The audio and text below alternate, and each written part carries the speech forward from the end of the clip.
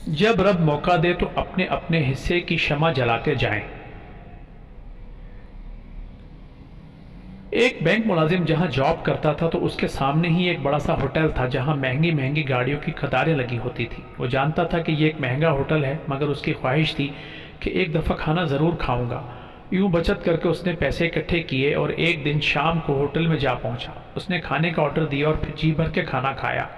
کھانا کھانے کے بعد اس نے اپنی جیب میں ہاتھ ڈالا تو بٹوا نہیں تھا۔ وہ پریشانی کے عالم میں اپنی جگہ سے اٹھ کھڑا ہوا اور اپنی تمام جیبوں کو ٹٹولنے لگا، مگر پھر بھی اسے کچھ نہ ملا۔ اب اسے یقین ہو چکا تھا کہ کپڑے بدلتے وقت بٹوا گھر میں ہی رہ گیا تھا۔ وہ بہت پریشان ہوا، تھوڑی دیر خاموش رہا، پھر اپنی جگہ سے اٹھ کر کاؤنٹر پر چلا گیا۔ اس نے ہوٹل کے مینیجر سے کہا، بھائی جان، میں اپنا بٹوا بھول گیا ہوں، آپ میری یہ گھڑی ضمانت کے طور پر رکھ لیں۔ میں ابھی بائک پر جاتا ہوں اور گھر سے بٹوا لے کر آتا ہوں۔ اگر آپ کو شک ہے کہ میں واپس نہیں آؤں گا تو آپ میری گھڑی فروخت کر دیجئے گا۔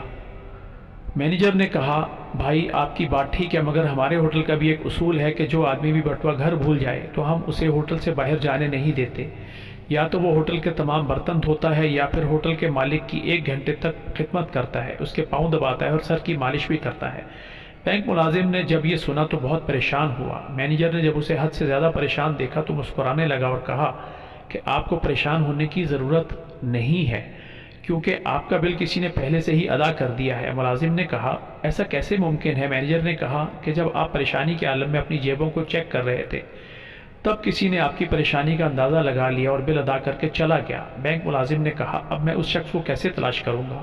اس نے مجھ پر احسان کیا، میں اس کے پیسے کیسے واپس کروں گا؟ مینیجر نے کہا، یہ تو میں نہیں جانتا، آپ بھی مشکل وقت میں کسی کے کام آ کر اس احسان کا بدلہ چکا سکتے ہیں۔ نیکی اسی طرح تو پھیلتی ہے، آپ بھی اپنے حصے کی شمع جلا دیجئے گا۔ یہ سن کر بینک ملازم رب کا شکر ادا کرتا ہوا اس ہوٹل سے باہر نکلا۔ تبھی ہوٹل مینیجر کے کاؤنٹر پر پڑے ہوئے انٹرکام کی گھنٹی بجی۔ دوسری طرف سے ہوٹل کا مالک مخاطب تھا۔ اس نے مینیجر کو شاباش دی اور کہا کہ ایسا کوئی بھی شریف آدمی جب کبھی ہوٹل میں آ جائے اور پیسے دینے کی اہلیت نہ رکھتا ہو تو خاموشی سے کسی انجان آدمی کا نام لے کر اس کا بل چھوڑ دیا کرو، جانے ہماری کون سی بات رب کو پسند آ جائے۔ تو دوستو، اس کہانی میں ہم سب کے لیے ایک اہم سبق یہی ہے کہ جب کبھی کسی کی عزت بچانے کا موقع ہمارے ہاتھ آ جائے تو اسے اچھالنے کی بجائے اس کو عزت کے ساتھ اس مشکل سے نکال دیا جائے۔ رب سب کی عزتیں محفوظ رکھے، آمین۔